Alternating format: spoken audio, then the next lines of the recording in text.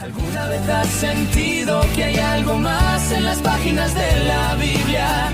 Profundiza con nosotros en cada episodio.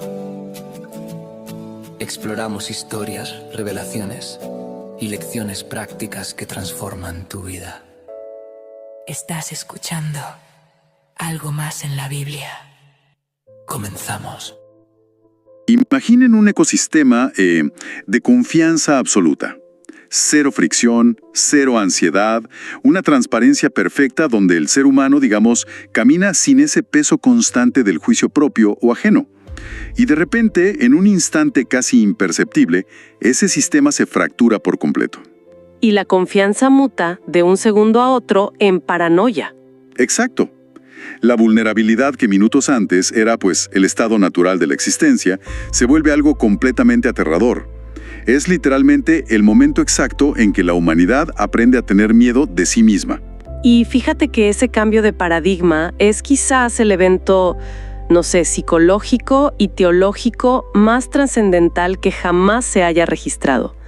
No es solo una simple transición de una etapa a otra. No, claro que no. Es una ruptura ontológica, digamos, una caída libre hacia la alienación. Totalmente. Y por eso, nuestra misión de hoy en este análisis profundo es sumergirnos precisamente en esa caída. Vamos a realizar un análisis detallado y minucioso de ese preciso instante de colapso, explorando uno de los textos más influyentes pero también más densos y debatidos de la historia del pensamiento occidental. Hablamos del capítulo 3 del Génesis, versículos del 8 al 19. Exactamente, y para quienes buscan entender la anatomía real de la condición humana, es fundamental establecer desde el principio algo clave. Y es que no estamos frente a un relato infantil sobre, un jardín mágico y una fruta prohibida. Definitivamente no. Reducir este texto a un simple cuento moralista es ignorar el profundo compendio exegético, histórico y teológico que realmente es. Claro. Lo que tenemos aquí es una exploración implacable de las consecuencias existenciales, relacionales y diría yo hasta cósmicas de la desobediencia. Y es vital aclarar que nuestro objetivo hoy no es debatir dogmas institucionales ni mucho menos, sino observar cómo un texto tan antiguo logra diagnosticar problemas increíblemente modernos. Es fascinante, la verdad. Es que si uno quiere entender la raíz profunda de la culpa, el pánico al escrutinio ajeno o, esa fricción que parece infectar tantas relaciones humanas hoy en día, este relato funciona como un espejo asombroso de nuestra condición actual. Entonces, para entrar en materia, la escena nos sitúa justo después del acto de transgresión. Ajá, el fruto ya ha sido comido. El fruto ha sido comido. Y la historia no muestra a los humanos celebrando un nuevo nivel de conocimiento o iluminación, que es lo que la serpiente prometió, no. La reacción inmediata es el terror. El entorno de seguridad total se desvanece y surge el impulso de esconderse. Se menciona un sonido en el huerto. Sí, el texto describe lo que llamamos una teofanía auditiva. Menciona que escucharon a Dios caminando en la brisa fresca de la tarde, lo que en el hebreo original es Le Ruach Hayom. Le Ruach Hayom. Exacto.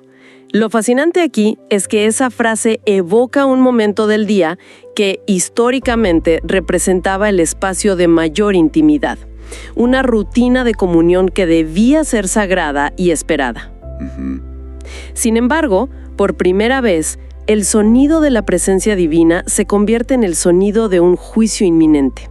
El paraíso se convierte en un tribunal. Así es, en un tribunal. Bueno, vamos a desempacar esto porque a primera vista me parece que hay un contraste enorme. En gran parte de la narrativa antigua, la presencia divina suele describirse como algo abrumador, ¿no? Fuego, temblores. Fuerzas que arrasan montañas. Sí, fuerzas destructivas. Pero aquí simplemente se escucha a alguien caminando en la brisa. Entonces la pregunta es, ¿por qué una presencia tan aparentemente sutil genera un terror tan paralizante? A ver, si conectamos esto con el panorama general de la teología antigua, encontramos una paradoja divina muy profunda. Dios limita su presencia voluntariamente. No aparece como un fuego consumidor que, vaporizaría instantáneamente la rebelión.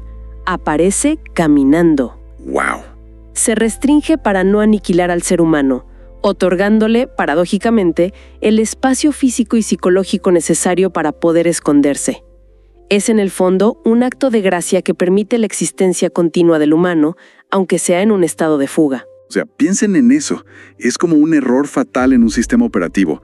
A veces pienso en esto como un glitch de software, donde un código perfecto se corrompe de repente y el sistema se vuelve hiperconsciente de sus propios procesos y, colapsa bajo el peso de esa nueva información.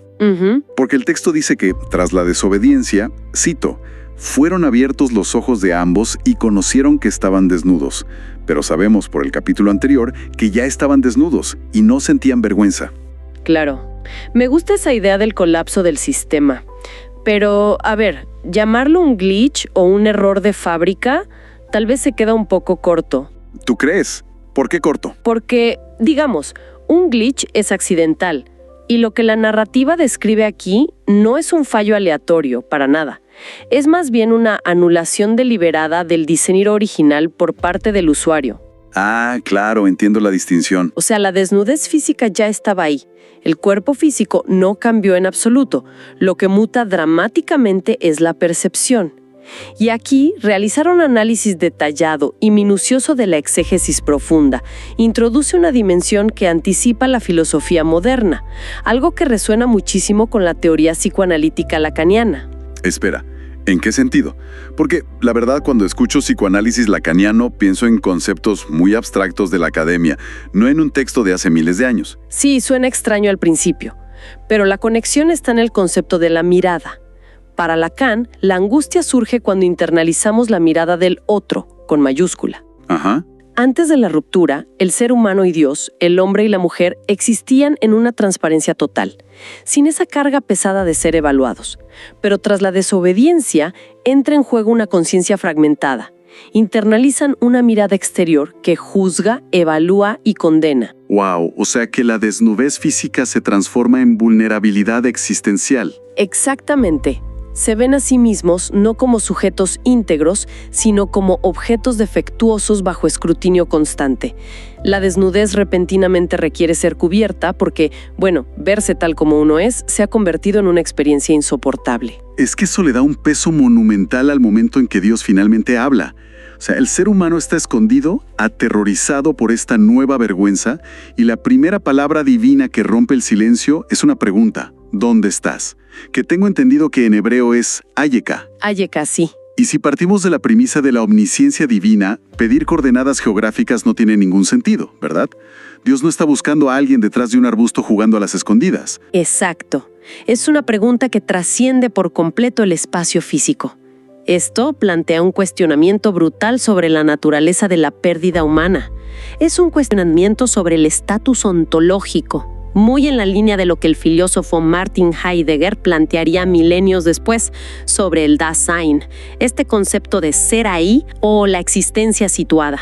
A ver, para visualizar eso mejor, es similar a cuando alguien está, físicamente presente en una sala de reuniones, sentado en su silla, pero su mente está completamente disociada, digamos, atrapada en un ataque de pánico por un error gravísimo que acaba de cometer. Sí. O sea, su cuerpo está ahí, presente, pero la persona, su esencia, se ha exiliado totalmente del momento presente. Esa es una ilustración perfecta. Estoy fascinada con esa analogía. El ser humano en el relato se ha descentrado de su propia identidad y de su propósito. Ya no habita su diseño original. Claro. El escondite físico entre los árboles es solo, la manifestación externa de un exilio interno muchísimo más profundo. La pregunta ¿dónde estás? Es por lo tanto una invitación al desocultamiento. Es la oportunidad de admitir la ruptura, de salir y decir estoy aquí y estoy roto. Qué fuerte. Y sin embargo, cuando surge esa oportunidad de desocultamiento, la reacción no es la confesión honesta. Si el ser humano ha perdido la capacidad de habitar su propia realidad, ¿cómo responde al interrogatorio? Evadiendo, lógicamente. Claro, la narrativa nos empuja lógicamente hacia la anatomía de la evasión. Dios no se detiene en la ubicación, avanza directo hacia el origen del miedo y pregunta: ¿quién te enseñó que estabas desnudo? ¿Has comido del árbol? Y lo que presencia la historia en ese instante es la primera declaración inauténtica de la humanidad. el encubrimiento físico de las hojas de higuera evoluciona inmediatamente hacia un encubrimiento verbal. Aquí es donde se pone realmente interesante, porque la respuesta del hombre es, es una obra maestra de la manipulación y de elevación de responsabilidad. Es increíble, sí. Me recuerda tanto a esas dinámicas del mundo corporativo moderno, donde, digamos, ocurre un desastre financiero millonario, y la junta directiva le exige respuestas al director ejecutivo. Entonces el director culpa al gerente de operaciones, el gerente señala al supervisor. Sí, la cadena de mando. Y al final toda la responsabilidad recae misteriosamente sobre un pasante que no tiene cómo defenderse. Es el arte oscuro de diluir la culpa. Totalmente. Y ese comportamiento describe la estructura fundamental de lo que conocemos como el chivo expiatorio. Al realizar un análisis detallado y minucioso de la respuesta precisa del hombre, vemos algo tremendo. Él dice, la mujer que tú me diste por compañera me dio del árbol y yo comí. Hay una densidad terrible en esa corta frase. Porque culpabiliza en todas las direcciones posibles para protegerse a sí mismo. Así es. Y el mecanismo es doblemente destructivo. Horizontalmente, lanza la culpa sobre su compañera, fracturando inmediatamente la solidaridad humana de la que hablábamos. Pero verticalmente, la acusación es aún más audaz. Él dice, la mujer que tú me diste. En un solo movimiento retórico, convierte a Dios en el cómplice principal del desastre. ¡Wow! El razonamiento implícito es, si no me hubieras dado a esta mujer, esto no habría pasado. Así que el problema original es tuyo. El don supremo de la compañía se retuerce hasta convertirse en la excusa de la caída. Es un cinismo brutal. Y la mujer, al ser interrogada a continuación, adopta exactamente el mismo mecanismo de defensa. Su respuesta sigue la misma lógica de externalización. Ella dice, la serpiente me engañó y comí. Hay una admisión parcial del engaño, claro, pero una total abdicación de la agencia personal. Exacto. A esto se le denomina la hermenéutica de la víctima. Es una condición psicológica donde la mente humana, para proteger la frágil imagen que le queda de sí misma, se convence de que las circunstancias externas son las únicas responsables de sus decisiones. Claro. ¿No hay un yo? Exacto. La mujer no dice, yo decidí escuchar, yo tomé el fruto. Ella elude su propia libertad de elección frente a la influencia externa. Entonces, si pausamos un segundo, ¿qué significa todo esto para nosotros hoy? Si uno observa este patrón de comportamiento, o sea, el esconderse, el apuntar con el dedo, la incapacidad paralizante de pronunciar las palabras «yo fui responsable». Parece sugerir que el daño catastrófico de esta historia no fue simplemente el acto mecánico de morder un fruto. El verdadero cataclismo fue la destrucción de nuestra capacidad para el autoconocimiento honesto.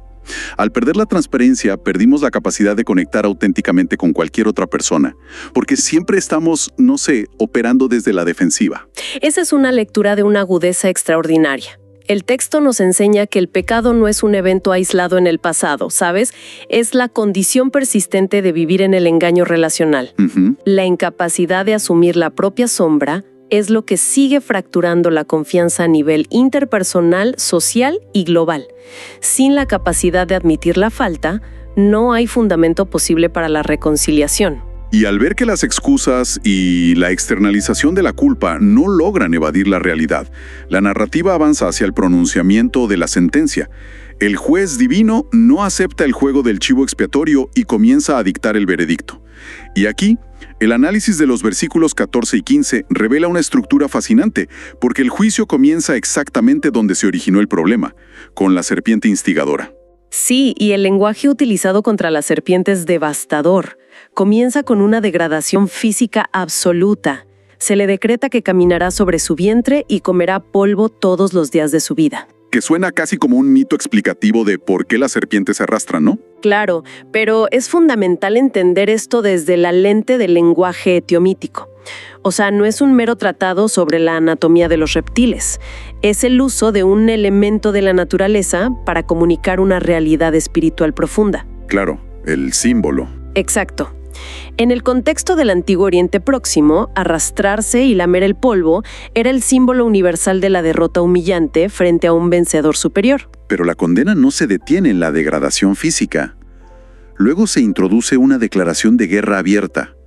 Aparece la palabra hebrea eivá, que denota una hostilidad profunda, una enemistad. Se establece un conflicto cósmico perpetuo entre la descendencia de la mujer y la de la serpiente. Y este es un punto de inflexión teológico gigantesco. Para captar la inmensidad de este conflicto, hay que mirar de cerca dos términos hebreos específicos. Primero, la palabra sera, que se traduce como simiente o descendencia. Será, ¿ok? Sí. Gramaticalmente funciona como un sustantivo colectivo, abarcando a toda la humanidad futura, pero lleva consigo un matiz singular que apunta a un individuo específico en el horizonte del tiempo. Y segundo, está el verbo shuv, un término inusual que implica aplastar, magullar severamente o golpear con violencia. A ver, espera. Hay algo en esta declaración de guerra que siempre me ha parecido profundamente desproporcionado. ¿En qué sentido? El texto dice que la descendencia de la mujer herirá a la serpiente en la cabeza, pero la serpiente herirá a la humanidad en el talón. O sea, ¿por qué el relato introduce esta asimetría tan marcada en las heridas, justo en medio de lo que parece ser una sentencia implacable? Bueno, esa asimetría es de hecho el núcleo de la esperanza en la narrativa. No están intercambiando golpes iguales. Una mordedura en el talón es dolorosa, incapacita, hace cojear y definitivamente puede representar un sufrimiento prolongado a lo largo de la historia humana. Claro, el daño es real. El mal ciertamente infligirá un daño real. Sin embargo, un golpe en la cabeza de una serpiente es terminal. Es una herida definitiva que aniquila la amenaza por completo. ¡Guau! Es como si, en el mismo instante en que se sella el destino del mundo roto, se firmara también la garantía de su eventual restauración. Precisamente. Por eso la tradición teológica, remontándose a figuras tempranas como Ireneo de León por allá en el siglo II, ha bautizado este versículo como el protoevangelium o el primer evangelio. El primer evangelio en el Génesis. Sí, es el anuncio primordial de buenas noticias incrustado en el corazón mismo del veredicto penal. Revela que aunque el conflicto cósmico traerá consigo sufrimiento y bajas dolorosas, o sea, el talón herido, el desenlace de la historia ya está decidido. El mal no tiene la última palabra. Su derrota está asegurada.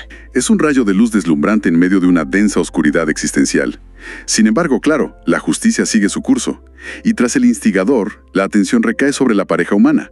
Y al realizar un análisis detallado y minucioso de los versículos del 16 al 19, surge una distinción que cambia toda la perspectiva. ¿A qué te refieres exactamente? A que, a diferencia de la serpiente y posteriormente de la tierra, ni el hombre ni la mujer reciben directamente la palabra maldición sobre ellos mismos. Ah, sí. Sí, es una omisión reveladora, sin duda. La identidad esencial de la humanidad, esa imago Dei o imagen divina con la que fueron creados, no es maldecida ni borrada. Lo que ocurre es que los dominios en los que operan, o sea, la vocación de procrear, de relacionarse y de cultivar el mundo, sufren una distorsión catastrófica. Tomemos el caso de la mujer, por ejemplo. El texto habla de multiplicar en gran manera el dolor en los embarazos. La palabra hebrea clave aquí es itzabón. Y fíjate que itzabón es una palabra muy cargada. Connota aflicción, angustia, un trabajo arduo. No sugiere que antes de la ruptura el acto fisiológico careciera de esfuerzo, no. Sino que un proceso diseñado para hacer una afirmación gloriosa de la vida ahora estará inextricablemente mezclado con el peligro, el dolor y la amenaza de la muerte. La vitalidad y la vulnerabilidad se entrelazan de forma trágica. Pero luego viene la parte del juicio relacional, que es probablemente una de las líneas más polémicas e incomprendidas de la antigüedad, que dice: tu deseo será para tu marido y él se enseñoreará de ti. Sí. Aquí es imperativo hacer una pausa, porque la historia de la interpretación de este pasaje ha causado un daño incalculable a lo largo de los siglos. Totalmente. La clave reside en la tensión entre dos vocablos hebreos. Por un lado, teshuka, que se traduce como deseo, pero que en este contexto gramatical no indica un anhelo romántico, para nada. Indica un afán de control, una voluntad de dominio sobre el otro. Wow, ok. Y por el otro lado, la palabra mashal, que describe un gobierno duro, una imposición de autoridad por la fuerza. Es decir, lo que originalmente era una asociación de cuidado mutuo para gobernar el jardín juntos en equipo, se degrada a una lucha de poder constante. Es la tiranía reemplazando a la armonía. Totalmente de acuerdo, pero con un matiz crucial que no se puede ignorar. Y quienes nos escuchan deben prestar atención a esto. El texto no está emitiendo una receta o un mandato divino. Ajá, importantísimo eso. No está estableciendo el patriarcado o la dominación jerárquica como el modelo ideal de Dios. Todo lo contrario. Es un diagnóstico crudo de un mundo descompuesto. Está diciendo, bueno, debido a que han elegido desconectarse de la fuente de la vida, sus relaciones más íntimas ahora estarán marcadas por la manipulación mutua, la competencia y el abuso de poder. Es la descripción de la enfermedad de la caída, no la cura. ¡Qué claridad! Y es fascinante ver cómo esa misma palabra, itzabón, esa aflicción dolorosa de la que hablábamos, se repite en el juicio pronunciado hacia el hombre. Dios le dice que la tierra será maldecida por su causa. Hay un juego de palabras profundo en el original hebreo entre el hombre, Adán, y la tierra de la que fue formado, Adamá. Exacto, Adán y Adamá. Ese juego de palabras resalta una solidaridad cósmica inquebrantable entre el ser humano y el entorno ecológico. Cuando el humano, que estaba encargado de ser el guardián benévolo del ecosistema, se rebela, la tierra misma entra en un estado de resistencia. Claro. Produce espinos y cardos. El ecosistema se vuelve hostil a su antiguo cuidador. Y el trabajo, que en el relato de la creación original era una vocación profundamente satisfactoria, un propósito gozoso que daba significado, de repente requiere, y cito, sudor del rostro. Ese sudor parece funcionar como una metonimia de la fatiga crónica, del esfuerzo constante que agota las fuerzas sin ofrecer la misma satisfacción de antes. Es la introducción del concepto de futilidad. La sincronía perfecta entre el esfuerzo humano y la respuesta del entorno se ha quebrado. Y el pronunciamiento concluye con la dura realidad de la mortalidad biológica. Polvo eres y al polvo volverás. Uf. El existencialismo del siglo XX leería esto y concluiría que la vida es simplemente nacer en un entorno hostil, trabajar hasta el agotamiento absoluto y luego desintegrarse en la nada. Y bajo la lente estricta de la caída, tendrían razón. Pero claro, entender que esto es un estado distorsionado y contingente, y no el diseño original, es lo que deja la puerta abierta a la restauración.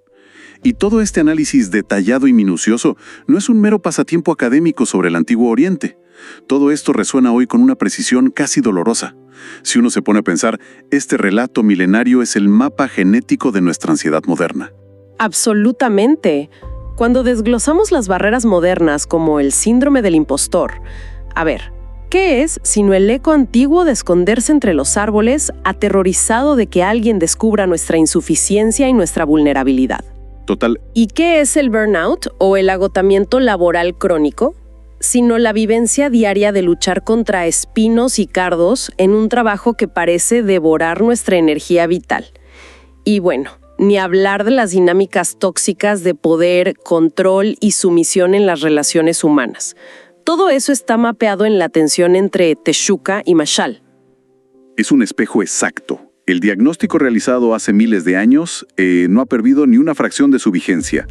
Pero, para concluir esta inmersión profunda de hoy, hay un detalle en el versículo 21, justo después de esta pesada sentencia, que cambia completamente el tono de la historia y nos deja con un pensamiento provocador para meditar. Las vestiduras. Sí. El texto menciona que Dios hizo para el hombre y su mujer túnicas de pieles, y los vistió. Y es un contraste brutal frente a las hojas de higuera que ellos mismos habían entrelazado frenéticamente. Y las hojas de higuera representaban algo muy profundo, ¿no? El esfuerzo humano frágil e insuficiente por cubrir la vergüenza existencial. Un intento superficial que, literal, se marchitaría al caer el sol. Claro, no duraría nada. Pero para hacer túnicas de pieles, se requiere que una vida termine. El relato insinúa que, para cubrir adecuadamente la vulnerabilidad humana, Dios mismo realiza el primer sacrificio. Una vida animal inocente se pierde en el jardín. Y ese es el acto inaugural de la redención sustitutiva. En el momento de mayor alienación, en el clímax de la rebelión y el exilio inminente, la respuesta divina final no es la destrucción, sino la provisión inmerecida a un costo altísimo. Es de imagen perfecta para cerrar esta inmersión, porque nos recuerda a quienes nos escuchan que aunque la humanidad colapsó su propio ecosistema de confianza, Aunque el sistema se llenó de miedo, excusas y dolor crónico, el creador no desconectó la máquina ni borró a los usuarios. Así es. En lugar de eso, en el instante preciso de la falla catastrófica y a expensas de un gran sacrificio, escribió la primera línea de un largo código de rescate. Un plan que cubriría la vergüenza, acompañaría el exilio humano y prometería finalmente aplastar la cabeza del mal para siempre. Algo profundamente reparador para pensar esta semana. Envíenos sus sugerencias y comentarios a nuestro correo electrónico ministerio@jesusislife.net. Este programa es una producción de Jesus is Life.